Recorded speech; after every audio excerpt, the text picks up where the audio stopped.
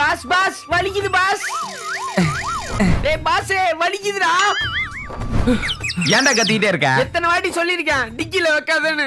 உட்காரும் போதெல்லாம் வலிக்குது. சரி ஏறி இங்க உட்காரு. என்னடா பர்ஸ் அது கிழிஞ்சு போயிருக்கு. அது வந்து ராசியான பர்ஸ். டேய் வந்து ஃப்ரண்ட் பாக்கெட்ல உட்கார்றா. கண்டவங்கிட்டலாம் பதில் சொல்ல வேண்டாம். ஹோட்டல்ல காசுலாம் பறக்குது. பாஸ் டேய் பாஸ்.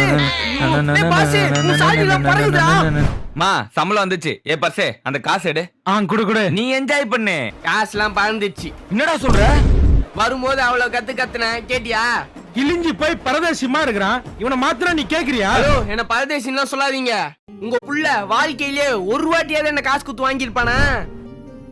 இல்ல நான் இவனை மட்டும் சொல்ல. பசங்களே இப்படிதான். பர்ஸ்னு வந்துட்டா உன் கேர்ள் ஃபிரெண்ட் குத்ததா இருக்கும், இல்ல அம்மா குத்ததா இருக்கும், அப்படியும் இல்லைன்னா யாராவது ஒருத்தன் கிஃப்ட் பண்ணதா இருக்கும். இவனுங்களாம் வாங்கவே மாட்டானுங்க.